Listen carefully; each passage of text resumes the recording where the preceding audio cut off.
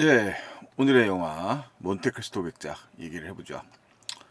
자, 이 작품은 뭐 워낙 유명한 그 소설입니다. 물론 고전 소설을 다 읽은 분들은 많지 않겠지만 사실 몬테크리스토 백작은 대중소설이라고 할 수 있는 그런 장르의 소설이죠. 복수극이고 기본적으로 이 세상에 뭐 문학뿐만 아니라 뭐 영화, 드라마에 영향을 끼치지 복수를 소재로 하고 있는 그런 영화라면 그런 소재의 그런 좀 서사물이라면 이 작품이 비지지 않을 수 없었을 것 같습니다. 그 유명한 삼총사 알렉상드르 뒤마의 작품 되겠습니다. 즉 IP 자체가 이제 프랑스를 대표하는 그런 작품이라고 할 수 있는데 이 프랑스가 얼마 전부터 이제 블록버스터를 만들고 있어요. 그러니까 이 알렉산더 뒤마 원작의 삼총사를 일단은 만들었고 두 편을. 그다음에 이 제작진이 바로 이 몬테크리스토 백작을 만든 겁니다. 아쉽게도 이제 이 삼총사 2부작은 국내에 아직 공개가 되지 않았는데 이 작품이 사실 반응이 꽤 좋더라고요. 이 감독인 마티오 델라포르트와 알렉상드르 드라 파텔리에르는 이 앞에 언급했던 삼총사 2부작의 각본가로 참여를 했습니다. 이 두 사람이 사실 각보 영화만 16편 정도 작업을 했고요. 연출작은 사실 이렇게 아주 많은 편은 아니에요. 그러니까 각본가로서의 경력이 훨씬 더 긴 사람들인 것 같습니다. 그리고 애니메이션도 한 4편 정도 시리즈를 제작했다고 합니다. 상당히 이 업계에 오래된 사람들이다라고 할 수 있습니다. 자, 요 인물들이 이제 연출자고요. 그러니까 이 작품이 기본적으로 이제 대형 기획 영화라고 말할 수 있겠죠. 몬테크리스토 백작은 그동안 뭐 수없이 많이 영상화됐습니다. 대표적으로 제일 이제 우리들한테 알려져 있는 영화는 이제 헐리우드에서 만든 케빈 레이놀즈 감독의 2002년작이 이제 제일 많이 알려져 있습니다. 요 작품이 이제 많이 떠올랐는데 이제는 이 바톤 터치가 돼야 될 것 같아요. 이제 프랑스에서 만든 몬테크리스토 백작이 상당히 흥미로운 잘 만들어진 작품이었다는 점을 감안해야 될 것 같습니다. 일단은 이 작품에 대한 지금 뭐 이게 프랑스 영화긴 합니다만 로튼 토마토 지수를 보시면은 뭐 엄청나죠. 엄청나게 많은 지지를 받았고요. 그 다음에 이제 시네 21 별점에서도 되게 이게 사실 그 비평적으로 환영받는 쪽의 영화들은 아닙니다. 상당히 이제 기본적으로 대중서사물이고요. 이제 스펙타클을 강조하는 그런 영화들인데요. 그 영화에 대한 평가가 뭐 세개 반 정도면 나쁘지 않았다라고 볼 수 있습니다. 근데 사실 좀 개인적으로 불만이 있어요. 그러니까 영화는 뭐 물론 이게 개성이 있는 그런 뭐라고 할까 그런 영화라고 평가하기 사실 어렵죠. 인부텍스토 백작은 뭐 이렇게 작가적인 성격이 많이 보여지거나 이런 영화는 아닌데 어쨌든 이 영화도 이런 대중 서사물로서 상당히 잘 만들어진 영화인 거는 분명하기 때문에 그런 점에서도 조금 평가를 해줘야 되지 않을까라는 생각은 좀 개인적으로 합니다. 모터리스트 백작은 무려 이제 2시간 58분짜리 영화인데요. 사실 이 원작이 워낙 방대하기 때문에 2시간 58분이 그렇게 긴 건 아니고요. 국내에서는 사실 뮤지컬이 유명하죠. 몬테크리스토. 일단은 이 몬테크리스토 백작의 관람객 평점도 나쁘지 않아요. 근데 이게 2시간 58분이고 서사를 압축을 했다고 하지만 또 길기 때문에 약간 뭐 박한 평가를 하신 분들도 있는데 뭐 저랑 같이 봤던 일반 관객 우리 가족이죠. 이분들은 상당히 만족해 하더라고요. 되게 너무 재밌었다고 말씀을 해주셨습니다. 그래서 아마 이런 식으로 문학적인 것들을 좋아하시는 특히 중장년층의 관객들, 우리 채널에 사실 중장년층 관객들이 많거든요. 이런 분들이라면 이거 영화 하면 떠오르는 거 있잖아요. 뭐 대형 스크린에 막 수놓아지는 스펙타클한 화면, 뭐 화려한 풍광, 뭐 멋진 음악, 뭐 이런 것들 있지 않습니까? 이 영화에 다 있습니다. 상당히 완성도, 이게 상업적인 완성도가 높은 나라고요. 제작비를 보시면 이게 프랑스 영화지만 4,920만 유로가 들었어요. 한 600억이 넘어가는 돈입니다. 엄청나게 많은 제작비가 들어간 영화고요. 프랑스에서. 그리고 이제 그에 따라서 흥행 스코어도 상당히 좋았습니다. 그래서 프랑스 추궁 관객 수가 940만이고 유럽에서 뭐 100만 이상 동원하면서 월드 박스 오피스가 프랑스 영화임에도 불구하고 이게 보통 프랑스어 그러니까 이제 비영어권 영화들이 그렇게 힘들지 않습니까? 이제 중국 영화계를 제외하면. 근데 어쨌든 이 영화는 상업적으로도 엄청나게 성공한 작품이다. 2시간 저기 1억 불 이상의 그 흥행 스코어를 기록했습니다. 그래서 국내에는 사실 근데 한정 상영되고 있고요. 국내에서는 지금 메가박스 체인에서만 사용되고 있습니다. 뭐 우리가 알고 있는 소위 말하면 스타 캐스팅도 아니고 말하자면 분명히 상업적인 목적이 중심이 된 영화로 만들어졌지만 국내 관객들에게는 이제 와이드 릴리징 되기에는 좀 부족하다고 판단이 된 것 같아요. 이 영화 사실 2024년작이고요. 에밀리아 페레즈라는 작품이 있습니다. 그 작품이 이제 세자르 영화제상을 2025년도에 휩쓸었는데 이 영화는 세자르상에서 2개 부문을 수상했어요. 프로덕션 디자인하고 의상상을 받았는데요. 그 외에도 작품상, 감독상, 나무조연상, 나무조연상이 2명, 여우조연상, 그 다음에 각색상, 촬영상, 편집상, 음향상, 음악상, 미술, 시각 효과까지 상당히 많이 후보에 올랐던 작품입니다. 그 중에서 프로덕션 의상상과 미술상을 가져간 작품입니다. 세자르 영화제는 이제 미국으로 치자면 오스카 아카데미 영화제 같은 작품 시상식이죠. 우리나라로 치자면 청룡 영화상 정도의 위상이라고 해야 될까요? 상당히 유서 깊은 그런 영화제입니다. 자, 그 영화상이죠. 자, 그다음에 이제 이 영화의 캐스팅은 이제 아무래도 프랑스 배우들이니까 그 익숙하지 않은데 그래도 연기들이 상당히 훌륭한 작품이에요. 그래서 에드몽 당테스 역할 주인공이죠. 몽테크리스토 백작. 이 역할을 피에르 니네이라는 배우가 연기를 했는데 뭐 프란츠라든가 그다음에 이브 생로랑 이런 영화의 타이틀로를 맡았던 배우입니다. 상당히 연기가 뛰어난 배우고 이렇게 아주 완전 미남형의 얼굴은 아닌데 상당히 개성 있고 그 다음에 누아르적인 그런 좀 무게 있는 연기를 하는 배우였어요. 그 다음에 이제 원래 이 에드몽 당테스가 그 감옥에 가죠. 감옥에서 이제 오랜 시간 갇히게 되는데 그 전에 사귀던 연인 역할은 아나이스트 무스티에가 연기하는 메르세데스, 그냥 메르세데스 정도로 알려주면 될 것 같고요. 그 다음에 이제 이 당테스가 모테크리스토 백작이 돼서 돌아왔을 때 그의 아들, 이 메르세데스 모르세르의 아들이 알베르예요. 알베르. 그 다음에 하이데가 원작에서 이제 이 원작에서 이 모테크리스토 백작과 같이 이제 복수를 감당해야 되는 서사를 가지고 있는 주요 인물인데 여기 이제 아나 마리아 바르톨로메이라는 유명한 배우인데 되게 아름다운 여배우인데 이 배우는 우리에게는 저기죠 봉준호 감독의 예, 봉준호 감독의 봉준호 감독의 영화에 등장해서 이름을 알렸습니다. 미키 세븐틴에 나왔던 배우입니다. 그전에는 뭐 그죠 문제작에 많이 출연했던 또 이제 요즘에 촉망받는 여배우고요. 그 다음에 이 사람들이 이제 악역이에요. 몽테크리스토 백작의 복수의 대상 페르낭드 모르세르가 이제 원래 각색이 된 건데 페르낭이라 그냥 페르낭이죠. 이 사람이 이제 군복을 입었죠. 군인이고요. 이 원래 메르세데스의 사촌으로 이 영화는 이제 각색이 돼서 나와요. 원래는 원작에서 아니라고 그러더라고요. 그 다음에 제라르드 빌포르라고 해서 검사입니다. 검사 등장을 하고 그다음에 당글라르라는 캐릭터는 원래는 원작에서 회계사로 등장을 하는데 여기서는 선장으로 이 그 졸지간에 선장 역할을 빼앗기게 되는 그런 인물로 이제 원한을 품게 된 인물이죠. 그다음에 가스파스 카트루스는 원래 동료 선원이었는데 이들의 이제 압박에 의해서 이제 동조하게 되는 그런 인물로 등장을 합니다. 이들의 이제 음모에 의해서 당테스 몬테크리스토 백작이 감옥에 갇히게 되는 거죠. 자, 그 다음에 이제 감옥에서 이 당테스가 4년간 시간이 가는지도 모르고 이제 22살에 감옥에 갇혀요. 그다음 이 영화에 의하면 제가 원작을 동화 수준으로 읽었기 때문에 전집 수준으로 읽어서 이제 기억이 너무 안 나고 사실 저도 뭐 한참 전에 너무나 오래된 전에 읽어서요. 원작 잘 기억이 안 나는데 어쨌든 간에 그에게 도움을 주는 파리아 신부 역할로 피에르 프란체스코 파비노라고 이탈리아 배우입니다. 상당히 유명한 배우예요.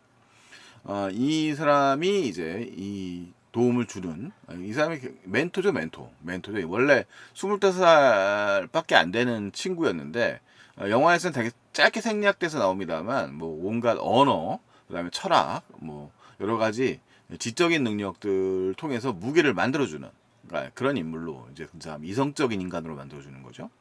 그다음에 앙드레 카발캉티라고 해서 앙드레는 그 일종의 원작 이 영화의 원수 중에 한 명인 빌포르의 일종의 사생아로 등장을 하는데 여기서도 좀 각색이 이루어졌다고 합니다. 뭐 저도 여러 가지 문서를 읽으면서 파악한 내용이고요. 원래 원작과는 좀 다른 설정을 영화의 앞부분에 시작을 해요. 이 몰텍스토 백작이 되는 배경은 그러니까 말하자면 나폴레옹이 실각을 한 다음에 왕정 복구가 이루어지죠. 프랑스에서. 그래서 그 19세기 초반이에요. 1800년대 초반에 있었던 인물로 이제 등장하고 마르세유의 선원이었던 이제 이 공부를 좀 해가지고 이제 항해사나 뭐 이쯤이 됐을 것 같은데 당테스가 이 위험한 상황 상선이 침몰하고 있는 어떤 배에 뛰어들어서 여성의 목숨을 구하게 됩니다. 그래서 이 장면이 이제 수중 촬영으로 등장을 해서 영화에 이제 서두를 열기 시작하고요. 그 사건이 이제 그런 당테스의 길을 막아서면서 오히려 이제 구하고 난 당테스를 원망하는 인물로 이 악역 중에 한 명이라고 이 복수대상 악역 중이라고 할 수 있는 낭글라르가 등장하는 겁니다. 그래서 여기는 이제 이런 장면이 이제 등장하는데 여기서 이제 이 구해지는 인물이 이 새롭게 등장한 인물입니다. 이 새롭게 등장한 인물이 이 당테스와 연관이 있으면서 이 사람이 이제 음모를 겪게 되는 어떤 이제 빌미를 제공하는 역할을 해요. 본인의 의도와 달리. 그래서 여기서 이제 당시에 이제 뒤마가 이 당시의 상황을 이제 갖다가 어떻게 각색을 하냐면 이제 왕정이 지배되는 시기였기 때문에 나폴레옹이라는 인물은 이제 되게 복합적인 인물이잖아요. 그래서 실제로 이제 프랑스에서 왕정을 밀어버린 인물이면서 우리가 베토벤의 비판인 것처럼 스스로 황제에 올랐던 인물이기도 한데 여기서 이제 그 왕정이라고 하는 현실 권력에 저항하는 일종의 공화정, 그러니까 프랑스 현재 공화정 국가니까요. 그런 공화정을 대표하는 인물로서의 역할이에요. 그래서 나폴레옹의 문서를 가지고 있다는 것만 해도 왕정에 반대한다는 의미를 갖고 있는 거죠. 그러니까 공화파인 거죠. 왕당파와 공화파의 구도입니다. 그러니까 뭐 정치적인 역사적인 거 그렇게 아주 중요하진 않아요. 왜냐하면 당테스는 이 소설에서는 어떻게 묘사되는지 모르겠지만 소설은 좀 더 세밀하게 묘사되어 있을 건데 이 원작의 당테스는 사실 22살의 청년으로 그냥 자기 일의 출세를 꿈꾸고 성공을 꿈꾸는 평범한 남자고 용기 있는 자이기 때문에 저렇게 이제 위기에 빠진 여성이 누구이든 간에 뛰어들어서 구했던 사람인 거죠. 그래서 마르세유에 이제 돌아가게 되면서 이제 그 당글라라는 그 선장이 이제 자신의 지시를 따르지 않았던 당테스 에드몽을 갖다가 이제 가두어뒀다가 이 사람이 이제 메르사유에 들어오게 되면서 마르세유에 들어오게 되면서 거기서 이제 이 선주가 오히려 이야기 스토리를 다 들은 다음에 당테스를 칭찬하고 그 다음에 이제 당글라르라고 하는 그 기존의 선장 그리고 이제 빌런이죠. 이 선장을 갖다가 해고하게 되면서 당테스는 출세하게 됩니다. 그러니까 갑자기 선장이 되는 거죠. 그래서 최연소 선장으로서의 능력을 발휘할 수 있는 기회를 얻게 되면서 이제 행복을 꿈게 됩니다. 왜냐하면 이 영화도 역시 또 각색이 된 부분이라고 합니다. 그러니까 당테스는 이 영화에서는 이 자신이 연인이죠. 모르세르 가문의 이 메르세데스라고 하는 연인과 사랑에 빠져 있는데 메르세데스는 자신의 아버지가 일종의 그 시종 하인 같은 역할로 있는 집안 그리고 이 메르세데스 가문의 모르세르 가문의 유모였던 이제 돌아간 어머니와 일종의 하인 같은 역할 시종 역할을 하고 있는 아버지에서 돈이 없죠 그 사람한테는. 그래서 이 가문의 지원을 받아서 자란 그런 친구죠. 그래서 아마 이 영화의 설정에 의하면 이 메르세데스와 어렸을 때부터 가까운 사이가 되면서 연인 사이로 발전한 것 같은데 계급적으로 낮은 계급이었던 거예요. 그래서 역시 또 소설적 각색이라고 하는데 여기서 이제 이 메르세데스의 그 사촌 오빠로 페르낭이라는 인물이 있는데 페르낭과 일종의 친구 관계인 거죠. 근데 이 페르낭은 일종의 충격을 받습니다. 이 둘이 연인 사이고 결혼을 하게 됐다. 왜냐면 이 당테스가 에드몽이 그냥 일반 선원이었다가 그래도 어느 정도 사회적 지위를 획득한 거죠. 현장에 되면서. 그러면서 둘이 원래 사랑했기 때문에 결혼을 서두르는 사이가 된 거예요. 그래서 이 영화에서는 페르낭이라고 하는 이 인물이 그 원래는 친구였다로 등장을 했다가 이제 일종의 변심하는 인물로 등장을 해요. 원래 그 소설에서는 아마 음모를 꾸미는 자였던 걸로 알고 있습니다. 자, 어쨌든 그러면서 이제 영화를 이제 추격해야 되니까 이 소설의 그런 설정들을 많이 이제 일종 추격을 하는데 이 모테스토 백작은 상당히 스피디하네요. 그러니까 2시간 58분짜리지만 상당히 스피디합니다. 서사가 빠른 전개를 중심으로 그 축약을 잘 해놨다고 볼 수 있을 것 같아요. 그래서 이제 이 영화의 상승을 앞부분에 보여주고 그 다음에 이제 감옥 생활이라고 하는 그 비극 장면들은 요약해서 그 빠르게 전개를 해버립니다. 아주 그 정말 14년이라 되는 시간들을 갖다가 막 길게 묘사하지는 않고 요약을 해서 그 부분을 이제 최소화하고 그다음에 이제 복수의 서사를 이제 영화의 중반 이후로 배치하는 거 딱 이 3분의 1 정도까지 당테스의 이제 앞부분에 그 하강과 그다음에 이제 탈출까지 이 정도의 서사를 다루고 나머지 이제 시간들을 3분의 2 정도의 시간들을 갖다가 이제 이 복수극으로 이제 전개를 하고 있는 거죠. 근데 이들이 이제 결혼의 사랑의 이제 그 결말의 절정은 뭐겠습니까? 당연히 결혼식인데 이 결혼식 장면에 체포영장이 떨어지게 되고 갑자기 당테스는 영문도 모른 채 결혼식장에서 끌려가게 됩니다. 그러면서 당테스가 배신을 했다. 그러니까 공화파에 가담을 해서 배신을 했다는 것은 불분명한 상황이라고 하면서 약간 일말의 양심 같은 게 남아있기 때문에 페르낭이 그러니까 이 당테스를 완전히 몰아붙이지는 못하고 어쨌든 뭐 악한 인간이지만 이 인간들이 이 당테스를 갖다가 그냥 연금을 해버리는 거죠. 사실상 죽었다고 남들에게는 말하고 뭐 메르세데스라든가 이들에게 말하고 당테스를 갖다가 저 이제 고립되어 있는 섬에다가 박아놓고 그 다음에 이제 페르낭은 뭐 이 원형이죠. 이런 서사에 친구의 아내가 될 사람을 다시 위로를 해주면서 곁에 있게 된다. 뭐 이런 얘기인데 그 뭐 위로를 해주거나 이런 장면은 안 나와요. 자, 어쨌든 뭐 우리는 짐작할 수 있으니까 어쨌든 이제 이런 지하 감옥의 형태예요. 그래서 원래 원작에 보면 이제 동굴을 파가지고 탈출하거나 시도하는 장면이 등장하는데 이렇게 이제 매일 그 간수가 살아있냐 그렇게 물어보면 살아있다고 대답을 하는 것이 이제 이 점호 방식입니다. 점호를 하고 저 밑에 그 지하 감옥 저 밑에 있는 사람들한테 이제 먹을 걸 내려주는 형태로 구성되어 있는 감옥의 형태예요. 그러다가 여기서 이제 말함대로 은인을 만나게 되는 거죠. 파리스라고 하는 파리아 신부를 파리아라고 하는 신부를 만나게 됩니다. 파리아 신부를 만나게 되면서 그 속에서 이제 그 사람에게 이 탈출법부터 해가지고 여러 가지 지식들을 시간을 보내면서 이제 파리아 신부가 이미 오랜 시간 동안 감옥에 있으면서 탈출을 하는 과정이 있었고 그 과정에 도움에 그 참여를 하게 되면서 지식도 얻게 되고 뭐 그러면서 이제 가게 되는 거죠. 이렇게 해서 시도를 하게 됩니다만 원래 원작에서 이제 파리아 신부는 병에 의해서 너무 그 노쇠해서 사망을 하게 됩니다만 이 영화에서는 사고에 의해서 탈출을 사망하게 됩니다.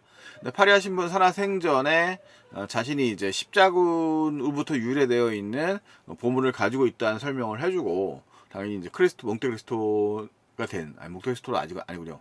에드몽 당테스는 기지를 발휘하여 탈출을 하고 그 속에서 이제 자기가 정말 찾고자 하는 보물을 찾게 되는 거죠.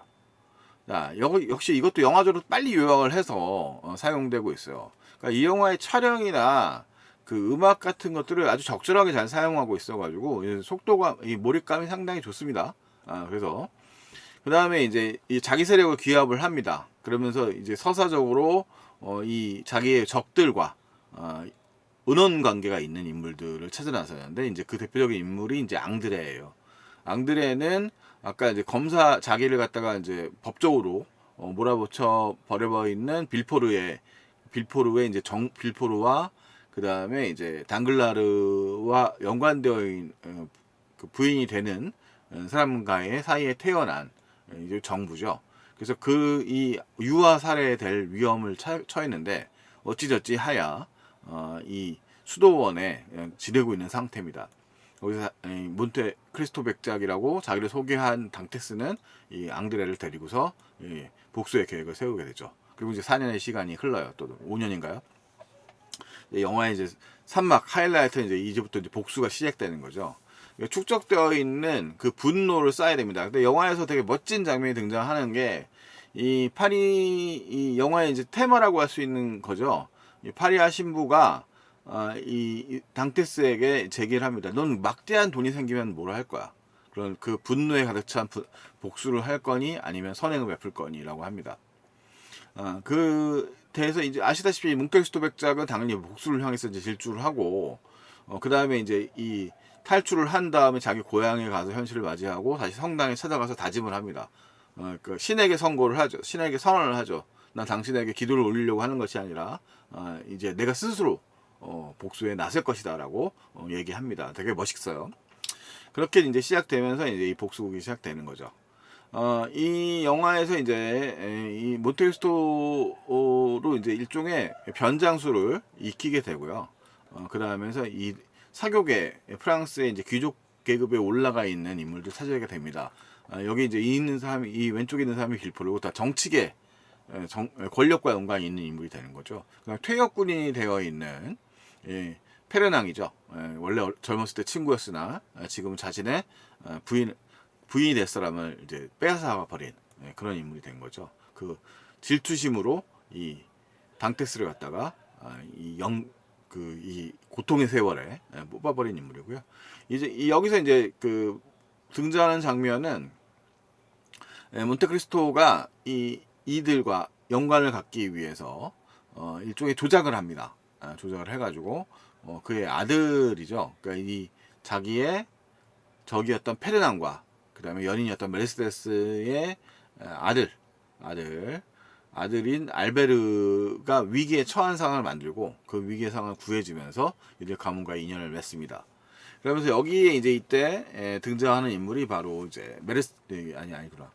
하이데예요. 이 하이데인데 이 영화의 혈통상으로는 아마 이제 오스만 투르크고 투르크가 이제 그리스를 지배하던 당시에 일종의 지역의 지배자의 딸이란 설정인데 그것을 돕기 위한 그 페르낭이라고 하는 인물이 그들을 배반하고 자신의 아버지가 죽는 모습을 어렸을 때 발견한 비극의 인물이고 복수의 동기가 뚜렷한 인물인데 사실 영화에서는 좀 그 설정을 좀 희미하게 바꿨고 원래 원작에서는 하이네가 어린 나이지만 나이가 많은 몬테크리스토 백작을 사랑하는 역할인데 이 영화에서는 그런 감정, 연인으로서의 감정을 드러내지는 않습니다.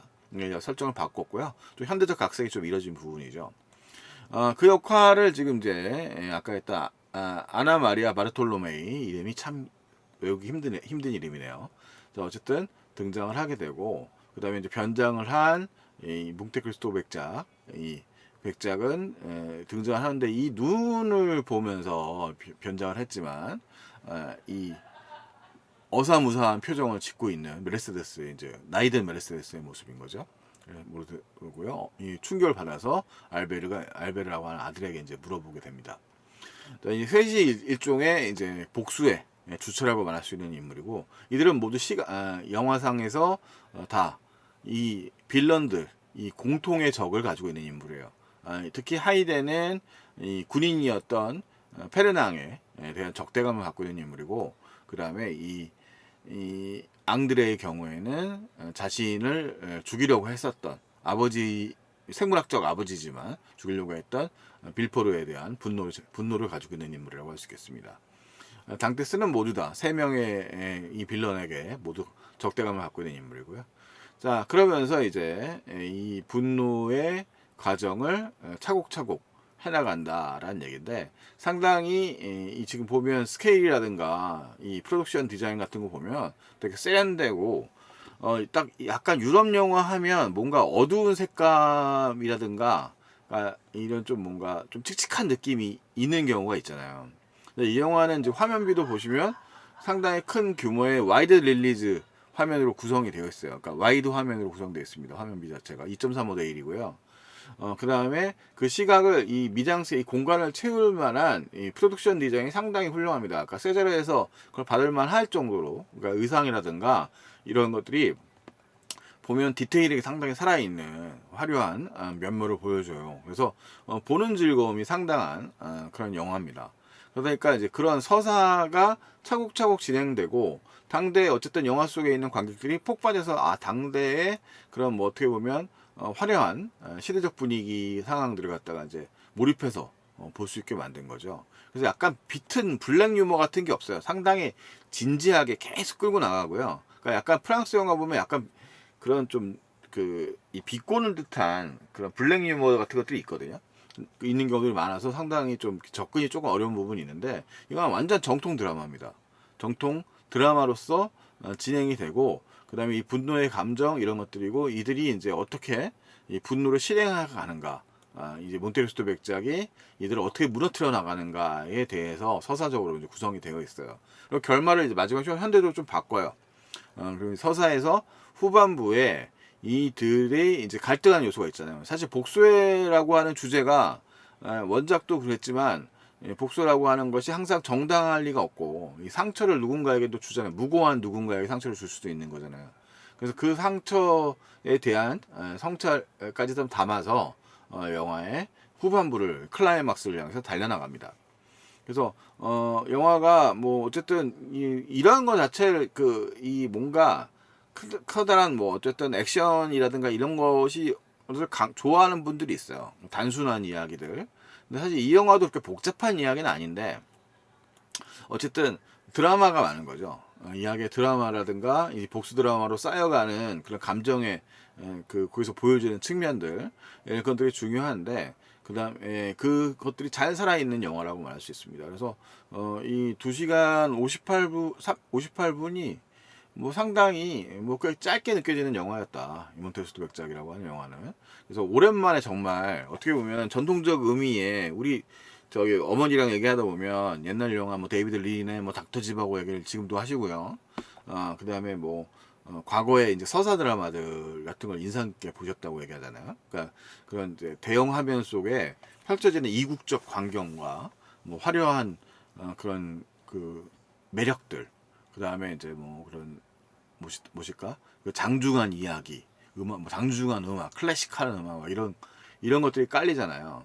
근데 이 영화가 그런 전통적 의미의 그런 클래식한 블랙버스터의 매력을 가득 담고 있는 영화라는 생각이 들었어요. 그래서 이 몬테스토 백작이 어쨌든 오랜만에 생각보다는 어떻게 보면 아까 말씀드렸던 것처럼 이 영화적으로 지금 이 한국의 극장 환경에서 대형 영화죠. 이 제작 규모로 봤을 때 이 프랑스 제작 대형 영화인데 사실 국내에서는 아까 말씀드린 것처럼 크게 부각되거나 홍보되지 않는단 말이죠. 이게 사람들에게 딱 봤을 때 포장했을 때 이제 프랑스어권 영화로서 크게 어필되지 않고 뭐 딱 이 영화를 볼 때 우리 어머니랑 봤는데 우리 어머니도 이제 연세가 많으신데 프랑스 영화는 말이 많고 좀 루즈하고 재미없다. 이게 이제 선입견이란 말이에요. 근데 이 영화는 딱 정통 서사 드라마예요. 그래서 빠른 스피드 2시간 58분이지만 그리고 장대한 뭐 스케일 그리고 이제 화려한 뭐 음악 뭐 그다음에 화려한 프로덕션 디자인 의상 그리고 배우들의 뭐 훌륭한 연기까지 해서 상당히 상업 영화로서 매력이 있는 되게 사실 이렇게 클래식한 영화 규모의 영화를 현재 한국 영화에서는 찾아보기 힘들잖아요. 그러니까 뭐 왕과 같이 사는 남자 같은 영화가 흥행을 하고 있습니다만 상당히 이야기 자체로 봤을 때는 이렇게 막 스펙타클을 강조하는 그런 영화는 아니지 않습니까? 거의 뭐 이순신 3부작 정도를 제외하면 이 정도의 스케일을 갖고 있는 영화들이 사실 많지 않은데 이 영화는 우리가 딱 봤을 때 유럽 영화, 프랑스 영화임에도 불구하고 상당히 매력적인 그런 상업 영화로서의 매력도 풍기고 있는 우리가 전통적 의미로서의 블록버스터 고전 클래식 블록버스터의 매력을 갖고 있는 영화가 아닌가라는 생각을 했어요. 그래서 이런 좀 걸 좋아하시는 분들이 있으실 거예요. 아마 특히 이제 중장년층의 관객들이라면 이런 영화들 스타일을 또 좋아하시는 분들이 많으신데, 그러니까 되게 그러니까 잘난 척 안 해요. 그러니까 뭐 명시하고 막 그렇게 막 지적으로 뭔가를 막 하거나 이런 게 없어요. 그냥 되게 스트레이트한 영화예요. 그러니까 되게 직선적이고 스토리를 향해서 쭉 진행해가는 영화고, 그냥 쉬운 영화예요. 딱 보면 돼요. 어려운 영화 생각할 거 별로 없어요. 그냥 보면 되고, 그 다음에 마지막에 이제 약간의 메시지, 복수에 대한 뭐 이런 것들을 담고 있으니까 의미도 좀 있는 거죠.